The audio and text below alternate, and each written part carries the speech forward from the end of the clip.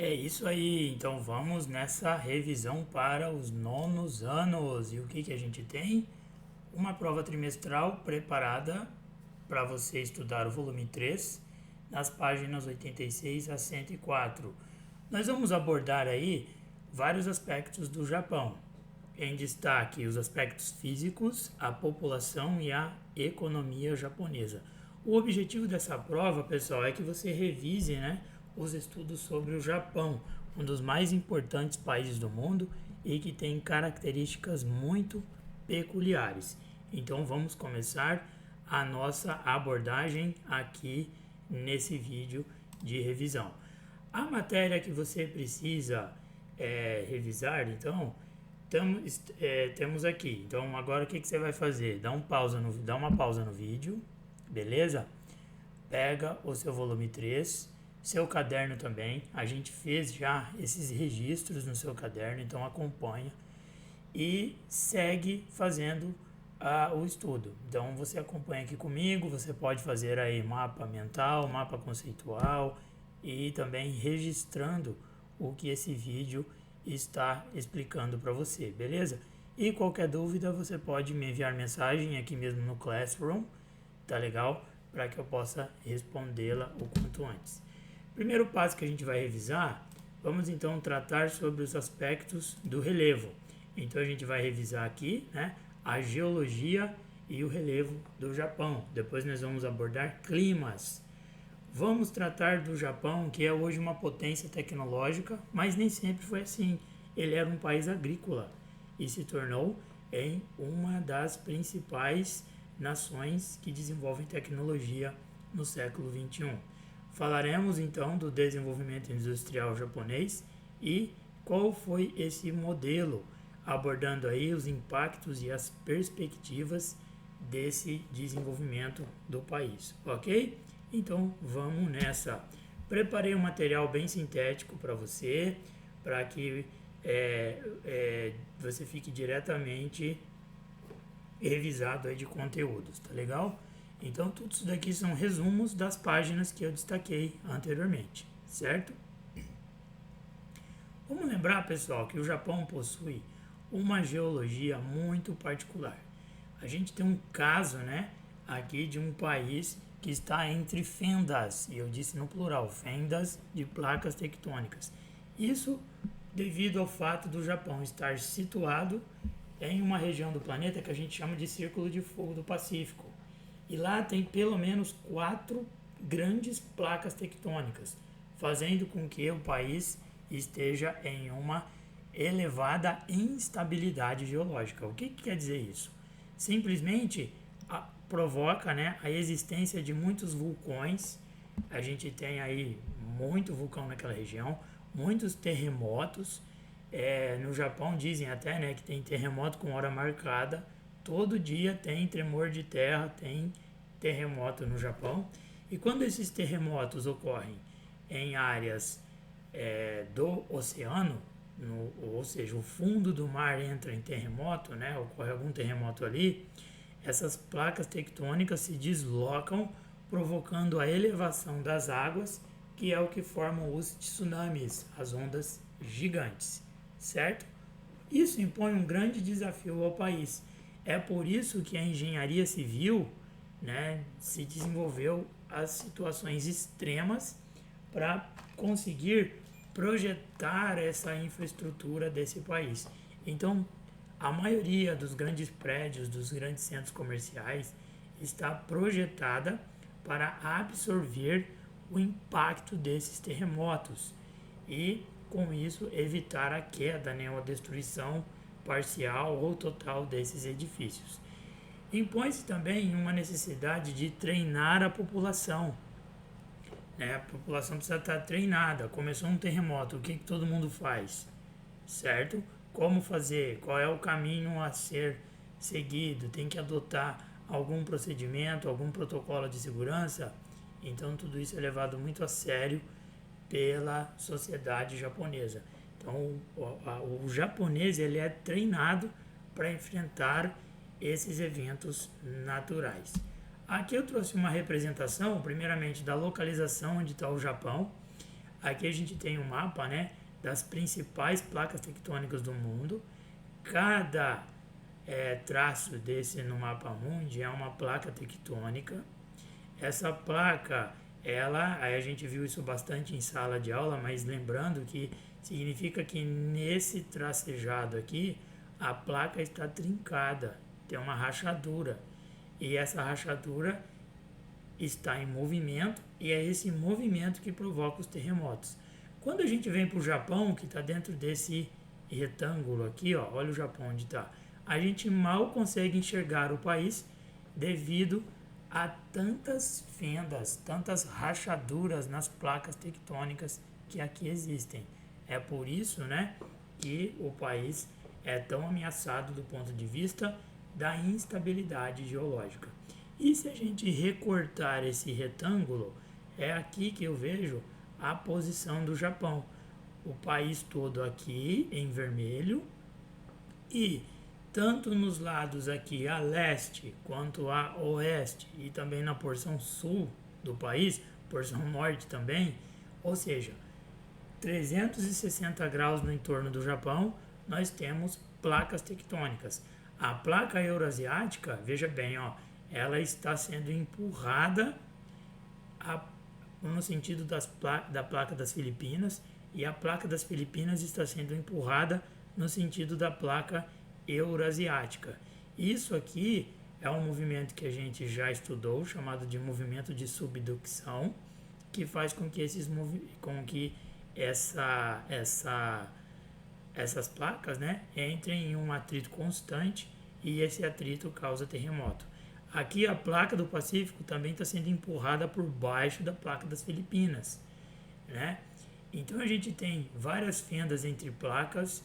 O nível do mar ele sofre constante alteração porque isso se movimenta demais aqui. E a gente tem aqui a chamada Fossa do Japão, uma profundidade absurda e muito brusca a queda de profundidade aqui, certo? É daqui geralmente que partem a maior quantidade de tsunamis que atinge o Japão. Um videozinho que a gente viu em aula, a gente vai revisar de novo, é sobre o caso do terremoto em Osaka, tá bom? Em Osaka. Então vamos assistir aqui esse vídeo. Não sei se o áudio vai ficar legal aí para vocês, mas a gente consegue entender pelas imagens o que está acontecendo.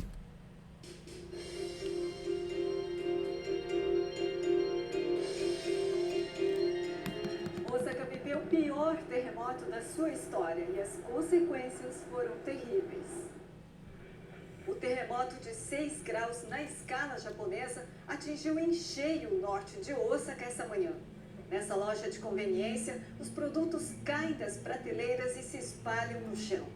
Os trens pararam em grande parte de Osaka, Kyoto, Nara, Hyogo e Shiga. Muitos dos passageiros precisaram seguir o caminho a pé. Em alguns locais, os encanamentos quebraram e a água começou a jorrar para fora. Algumas casas ficaram sem energia elétrica, água e gás. O muro dessa piscina de uma escola em Takatsuki desmoronou e matou uma criança de 9 anos que passava por perto. Imagens aéreas mostram a área de cerca de 30 metros onde o muro caiu. Em Higashi Yodogawa, outro distrito de Osaka bastante afetado, um homem de 80 anos que cuidava do trajeto escolar das crianças foi atingido pelo muro e acabou morrendo. Na cidade vizinha de Ibaraki, uma mulher de 85 anos morreu ao ser atingida por uma estante de livros que caiu sobre ela. A vítima foi levada de ambulância ao hospital, mas não resistiu. Até às 14 horas de hoje, o número de vítimas chegava a 3 mortos e 234 feridos, principalmente no norte de Osaka. Os bombeiros atenderam vários pedidos de socorros por parte de feridos e pessoas que se encontravam presas dentro de elevadores e construções. Um forte terremoto de magnitude 5.9 foi registrado às 7h58 dessa manhã. O epicentro foi localizado no norte de Osaka, com 10 quilômetros de profundidade. O tremor foi sentido com 6 graus de intensidade na escala japonesa no distrito Kita, em Osaka, e nas cidades de Takatsuki, Hirakata, Ibaraki e Mino. O abalo também sacudiu com força algumas cidades de Shiga, Kyoto, Hyogo e Nara. Em outros locais do Japão, desde as províncias de Ibaraki, no leste, até Saga, no oeste, o tremor foi sentido com menos força. Em menos de 5 horas após o forte terremoto, a região foi atingida por 14 abalos posteriores com menor intensidade. A agência de meteorologia alerta para o risco de mais tremores fortes durante a semana e pede aos moradores para que fiquem longe de locais com perigo de desmoronamento ou construções abaladas pelo tremor dessa manhã. 揺れの強かった地域では地震発生から1週間程度、最大震度6弱程度の地震に注意してください。特に 2,3 日程度は規模の大きな地震が発生することが多くあります。 Essa é a primeira vez que Osaka registra um terremoto acima de 6 graus. Ainda, segundo a agência de meteorologia, o último terremoto dessa proporção foi registrado no Japão em 28 de dezembro de 2016, no norte da província de Ibaraki. Na ocasião, 2 pessoas ficaram feridas. Então você viu aí, né, o quanto é forte esses impactos aí provocados por esses terremotos.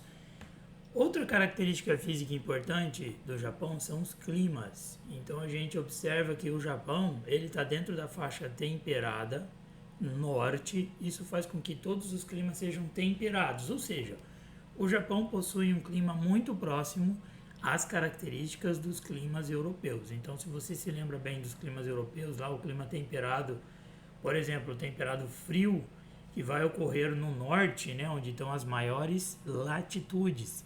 Você deve se lembrar disso. Quanto maior a latitude, mais próxima dos polos, e por isso que vai congelando, vai ficando bem frio.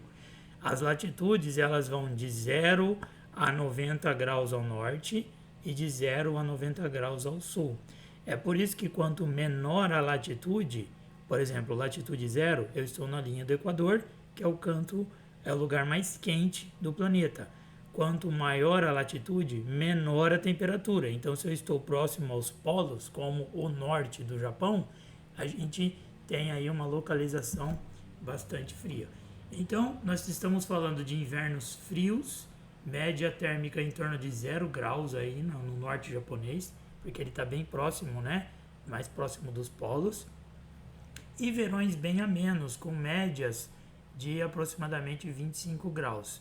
No entanto, o clima temperado frio norte japonês, ele possui precipitação, que são as chuvas, ao longo do ano, né? Então, a precipitação ela é bem distribuída de forma...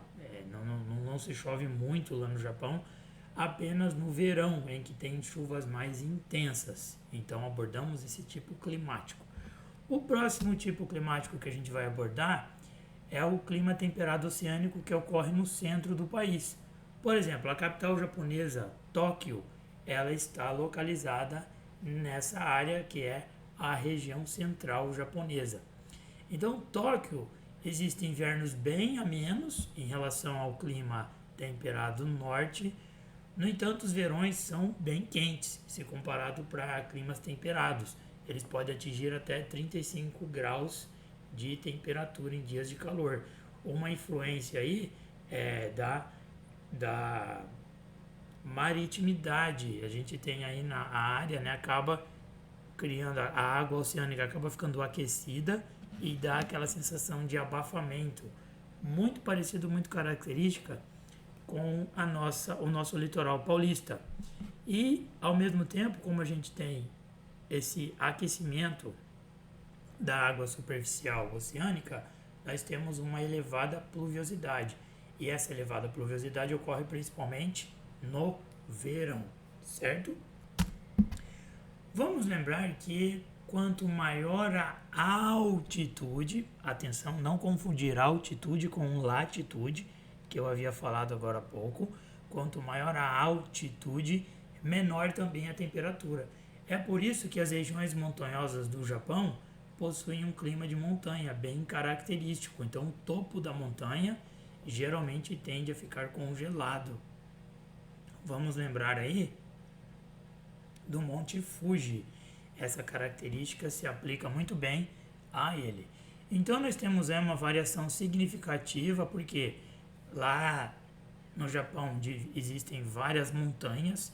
O território japonês ele é muito acidentado, então nós temos aí temperaturas mais amenas nessas áreas elevadas.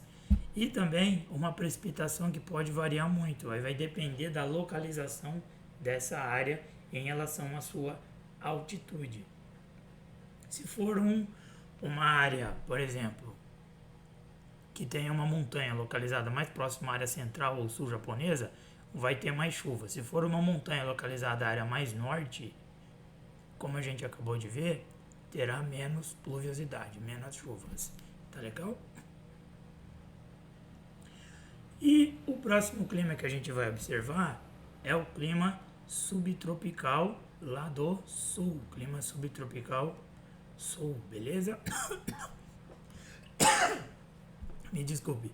Observe que o clima subtropical sul, a gente tem uma localização que é exatamente nas ilhas sul do Japão. Aí a gente está falando de invernos mais amenos, em torno de 20 graus, e verões quentes, com médias, né, de cerca de 30 graus. A precipitação ao longo do ano, a gente tem as chuvas mais intensas, principalmente no verão. Aí, esse tipo climático é muito parecido com o nosso. Lembra que, embora é bem mais calor que o Japão, mas a nossa chuva, ela é concentrada no verão. No verão que a gente tem os maiores registros pluviométricos. Legal? Então, isso aqui tudo foram, né, os climas japoneses. Vamos avançar para a próxima ideia nossa aqui, para a gente revisar a população japonesa. O Japão tem uma população de aproximadamente 127 milhões de habitantes. Existe lá um envelhecimento muito rápido, que é muito caracterizado por uma baixa taxa de fertilidade, ok? Então, a gente tem aí uma queda nessa taxa bem brusca. Para vocês terem uma ideia aqui, ó, essa taxa de 1,43 está bem abaixo do ideal, que é 2,1, para que a população seja reposta. Então, como as pessoas vão morrendo ao longo da vida, vão envelhecendo, falecendo, né? Precisa de ter uma taxa de pelo menos 2,1 para que a população que foi a óbito seja reposta. Então, a gente tem uma taxa, né, que não repõe essa população. Isso está causando o quê? Um declínio populacional. Então, a taxa de mortalidade japonesa acaba sendo elevada. Não que o Japão enfrente um problema por causa disso, não é? É que simplesmente a população de lá está muito idosa. É comum encontrar um japonês, uma japonesa, com a proximidade aí de 100 anos de idade, para menos ou para mais. Então isso é muito comum, acima de 90, perto de 100 anos encontrar. Essa população agora, ela está falecendo, está morrendo. Então a gente tem essa taxa de natalidade elevada para um contexto japonês, de um país de 127 milhões de habitantes, uma taxa de 10,2 por mil habitantes, superando, né, a taxa de natalidade. Então pode observar, enquanto a taxa de natalidade é 7,3 por mil, a de mortalidade está 10,2 por mil. Isso coloca um declínio populacional. Está morrendo mais pessoas do que nascendo lá no Japão. Isso provoca um impacto econômico direto, que é simplesmente a redução da população economicamente ativa. Então, a população que trabalha, que é aquela que produz o PIB. Se nós perguntarmos qual é a população, qual é o PIB japonês, então vai dar um valor lá em trilhões de dólares. Esse valor em trilhões de dólares, ele não é feito por todo mundo, é apenas a população economicamente ativa, quem está trabalhando, quem está gerando renda, riqueza, quem está no seu negócio ou quem está empregado no negócio de alguém. Então, como essa redução da população economicamente ativa é um fenômeno frequente, acaba se criando aí um desafio demográfico para o Japão, que é exatamente essa situação de queda na população economicamente ativa. Então vamos entender quais são as causas, ou melhor, o porquê o Japão está tendo menos filhos. Por que a taxa de natalidade está baixa? Porque simplesmente lá existe um custo muito elevado para criar filhos. Também um fator positivo da maior participação das mulheres no mercado de trabalho. Então as mulheres agora se dedicam às suas carreiras. Elas vão estudar, terminar a universidade, fazer pós-graduação. Muitas fazem outra universidade, certo?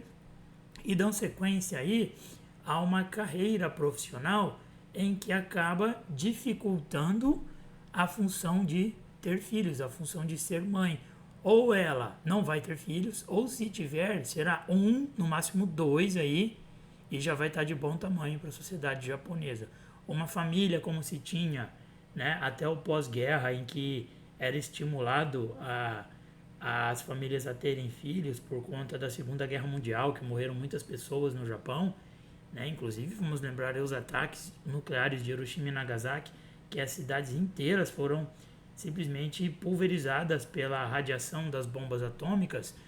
Então naquele momento a população japonesa tinha muitos filhos, hoje não mais, hoje é exatamente o contrário. E também existe uma certa resistência japonesa à imigração. Embora eles convidam de tempos em tempos alguns trabalhadores para irem para lá, existe também a vontade, né, e meio que um senso comum na sociedade japonesa de que os imigrantes podem ser uma ameaça aos empregos deles.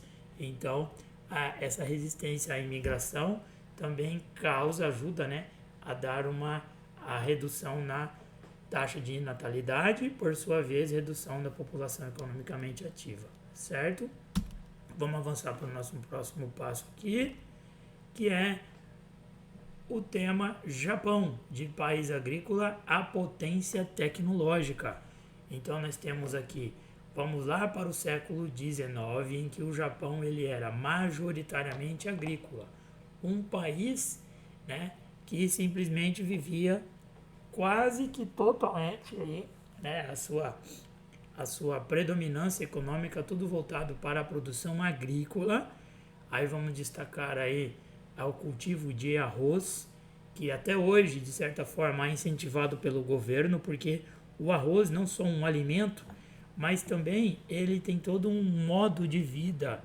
Existem aldeias japonesas ainda, né, que sobrevivem e tentam preservar as suas tradições milenares, fundamentadas no cultivo de arroz em terraços nas montanhas. Então o arroz também é um fenômeno cultural, não apenas agrícola. O Japão ele se desenvolveu de forma industrial e tecnológica logo após a sua unificação. Aí a gente está falando nas proximidades de 1870, lá no século XIX, em que o Japão ele teve seu território todo unificado. Já já a gente vai falar do principal imperador aí que fez essa unificação e transformação do Japão moderno, e ele se transformou em uma potência tecnológica passo a passo, porque já no século XIX, junto com os Estados Unidos, ele começou a entrar na Revolução Industrial, e aí ele se modernizou, se expandiu. Um filme interessante que eu deixo a dica aí é o filme O Último Samurai, com Tom Cruise. Ele retrata esse período em que o Japão enfrenta dificuldades para se modernizar, tá legal? Então, quem tiver interesse em assistir esse filme, super indico. Esse desenvolvimento causou tanto avanço na tecnologia que hoje o setor agrícola representa menos de 7% do PIB japonês, inclusive a pesca, porque o Japão também é um país muito insular, ou seja, formado por muitas ilhas, e esse país acabou se desenvolvendo muito bem com a pesca. Existe também uma liderança econômica aí nos setores industrial e de serviços, certo? Então, o que a gente fala de setor industrial, todas as indústrias existentes, seja para o que for, e a área de serviço também, os serviços, a prestação de serviço. Por exemplo, a educação, uma escola particular é um serviço, uma rede, uma empresa que presta serviço de internet também, uma rede que presta serviço de energia elétrica, distribuição de energia elétrica, tudo isso refere-se à cadeia de serviços, certo? Bom, a gente não estava falando agora há pouco do desenvolvimento japonês. Esse desenvolvimento, ele aconteceu devido a uma pessoa, uma figura chamada Imperador Meiji, que foi tão importante para o Japão que ele acabou denominando uma era inteira, era no sentido de período histórico geográfico, tá legal?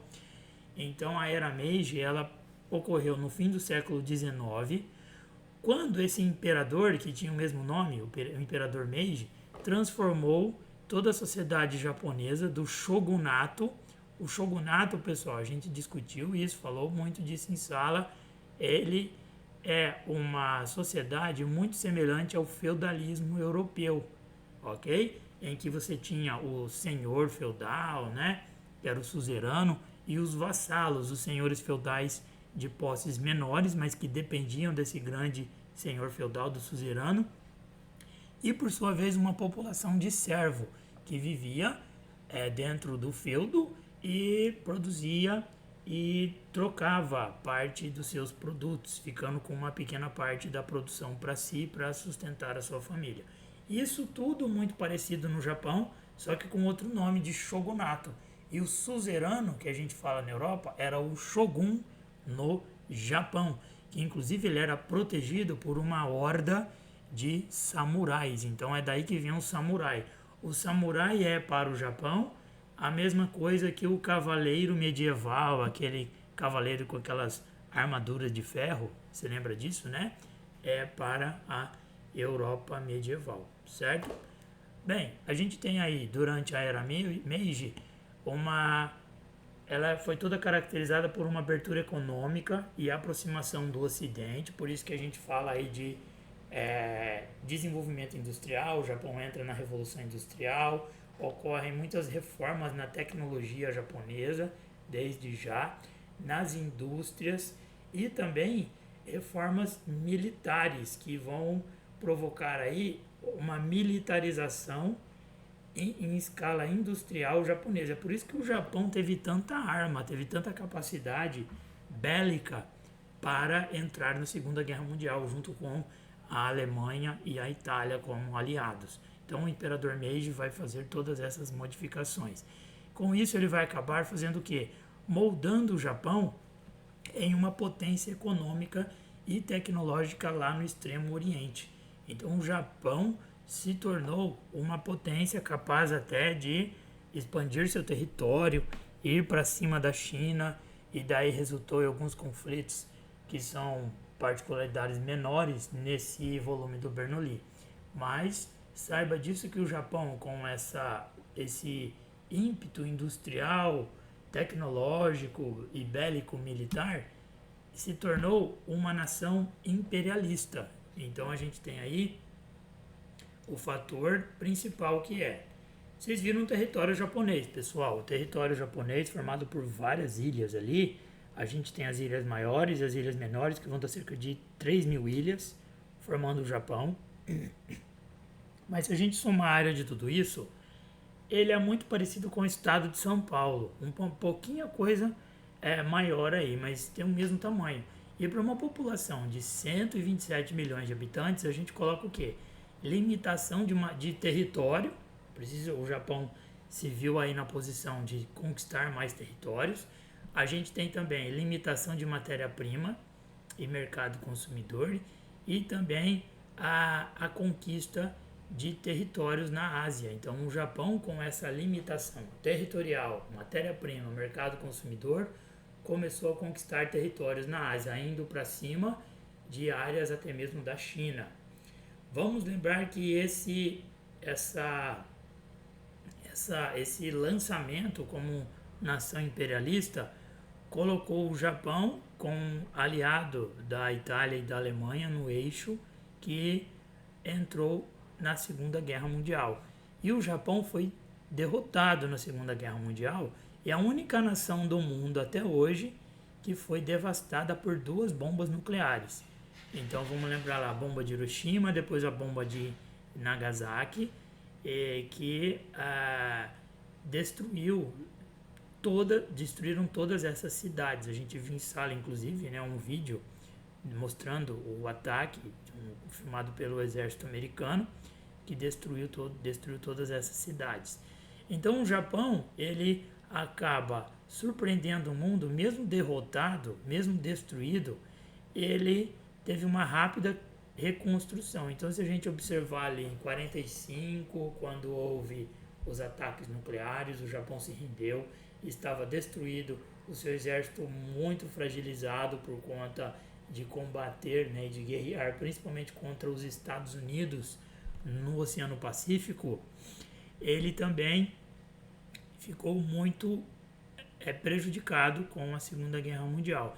Logo após isso daí, 20 anos depois, ou seja, lá nos anos 70, final dos anos 70, a gente já vê um Japão totalmente reconstruído. E hoje em dia, pessoal, sequer existem traços de que o Japão entrou na Segunda Guerra Mundial. Então ele está muito parecido com a Alemanha nesse ponto, né, de não existir ali muitos resquícios fora os monumentos que eles fizeram em Hiroshima e Nagasaki para lembrar, né, os ataques nucleares que eles sofreram, mas a gente tem aí um sistema altamente eficiente, que é o que destaca o modelo industrial japonês, beleza? Então, observando como o Japão se organizou, nós temos aí um Japão hoje em dia muito desenvolvido, altamente tecnológico, muito moderno e que teve um crescimento econômico impulsionado por vários fatores, mas se destaca principalmente a disciplina dos trabalhadores. A sociedade japonesa, muito ao contrário das sociedades latino-americanas, eles se realizam através do trabalho. Eles se satisfazem trabalhando. Para eles, o trabalho é como se fosse a essência principal da vida. É o que dá mais incentivo, o que dá mais sentido na vida é trabalhar. Então, essa disciplina do trabalho, um elevadíssimo investimento em educação, que é promovido lá, ok? A educação japonesa, ela é uma das mais avançadas, e se não for a que tem mais investimento no mundo, junto aí até mesmo, junto com a Coreia do Sul, que é uma coisa dos orientais, essa preocupação em investir em educação. Em relação à quantidade de alunos, eles são os que mais investem em educação no mundo, mais até do que os Estados Unidos e a América do Norte. Também existe uma alta taxa de poupança, que é guardar dinheiro, né? Em vez de se endividar, pagando dívida, contas aí ao longo do ano, o japonês, ele culturalmente, ele guarda o dinheiro para poder pagar à vista em busca do desconto. Isso até é um hábito que, se a gente praticar, mal não vai fazer. A gente consegue até economizar dinheiro com isso. E ainda a adoção da produção toyotista da empresa Toyota de automóveis. É isso mesmo, por isso que a gente fala toyotista just in time. E a gente tem ideia de just in time ali no tempo certo, na hora, no ato, né? E que é o que a gente vai dar uma observada aqui nesse esqueminha que também está no Bernoulli. O modelo just in time, que é esse que está aqui embaixo, ele se diferencia do modelo antigo, que veio do Ford, da montadora Ford dos Estados Unidos. Primeiramente, você tinha um fornecedor de matéria-prima que fazia um estoque dessa matéria-prima, estocava. Depois a gente tem a produção e o cliente compra isso daí. Agora, isso aqui, o estoque é uma coisa muito cara. É vista pelo just in time como algo muito desnecessário e que precisa ser combatido. Então, dentro do modelo just in time, a gente precisa esquecer essa ideia de estoque e avançar diretamente para um sistema mais enxuto, em que o que importa mais é a satisfação do cliente, que é constantemente ouvido dentro do processo de produção. Então, aqui o foco estava no produto, no Fordismo. O foco aqui está no cliente, ok? Aqui o que importava mais era, por exemplo, o automóvel ser produzido. Agora aqui não. Aqui, tudo bem, continua produzindo o automóvel lá na Toyota, mas o que importa mais é qual é o tipo de automóvel que o meu cliente quer. Eu quero satisfazer o cliente com o automóvel. Então, nós não temos aqui o estoque. Você está vendo estoque aqui, ó? Não existe. Tá legal? Não existe. Eles eliminaram. Mas como assim? Simplesmente, primeiro, os carros são praticamente produzidos sob encomenda. Então, já se sabe que naquele mês precisa se produzir 1.000 automóveis, supondo. Esses 1.000 automóveis já estão praticamente vendidos. Então, já se sabe a quantidade de matéria-prima exata, sem faltar e sem sobrar, que será utilizada para produzir esses automóveis. Essa matéria-prima, ela vem direto do fornecedor para a produção. Esse carro já vai ser produzido e entregue, pago para o cliente lá através das concessionárias. E eu não estou só falando de automóveis, eu posso falar também de hambúrgueres. Por exemplo, pessoal, vamos aí à ideia do McDonald's. O McDonald's, por que ele inovou na produção de hambúrgueres dentro da rede de fast food mais famosa e mais bem sucedida no mundo? Porque ele introduziu os valores toyotistas, ok? Lá, de novo, o que importa não é o hambúrguer, é a satisfação do cliente. Eles pensam aí em o cliente ter uma experiência, não é só consumir, ele precisa ser feliz nesse consumo, então tem que ter uma experiência focada no cliente. Por isso que é tão rápido quando a gente pede o hambúrguer. E o estoque deles é exatamente eliminado ali, então não vai sobrar nada. Todo dia a produção da loja ela se esgota e é reposta no dia anterior. Então a cadeia produtiva é muito mais organizada, muito mais eficiente, e isso faz com que os consumidores fiquem muito mais felizes, certo? Então, dentro desse sistema todo aqui, a gente observa que é muito avançada essa ideia, ok? Então, vamos aqui a uma rápida, que é o que eu chamo de revisão da revisão. Rapidinho a gente vai passar pelas seguintes situações. Então, primeiramente, a gente estudou o Japão, a sua geologia. Entendemos que o Japão tem terremotos. Terremotos esses, pessoal, que a sociedade japonesa está preparada. Isso coloca uma situação muito alarmante ao país. Eles precisam adequar toda a sua infraestrutura. O Japão, por exemplo, para você ter uma ideia, o Bernoulli traz esse tema também, existem várias usinas nucleares. Imagina uma usina nuclear num terremoto, gente. Então a gente já teve um acidente nuclear, que foi o segundo maior da história, na cidade de Fukushima. Ele só perde para Chernobyl, na Ucrânia. Na cidade de Fukushima, o terremoto destruiu uma usina nuclear, deixando o seu reator vazando radiação na atmosfera. Então isso causou, mais uma vez, uma necessidade japonesa de se organizar perante essa situação. Depois nós vimos os climas do Japão, cada clima com sua particularidade, certo? Cada clima, mesmo dentro da faixa temperada, ele possui particularidades. Observamos aí a população japonesa e a seguinte situação da queda na taxa de natalidade, que gera a redução da população economicamente ativa e o custo elevado para se criar filhos, a maior participação das mulheres no mercado de trabalho, resistência à imigração também, vai provocar essa queda na taxa de natalidade e a redução da população economicamente ativa. Vimos também que o Japão era um país agrícola e se tornou uma potência tecnológica. O principal responsável por isso foi o imperador Meiji, que modernizou o Japão.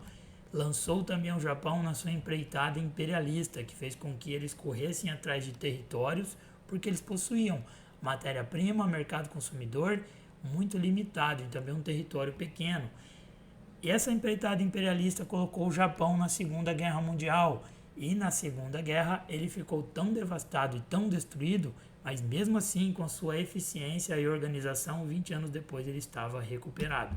Por último, nós falamos sobre o Toyotismo Just in Time, que é um modelo japonês de produção voltado para melhorias contínuas dentro do processo, a satisfação do cliente, o custo de reduzir, né, os estoques, sem estoque, uma operação enxuta, flexível, direto para satisfazer o cliente, que passa a ser o centro das atenções das empresas.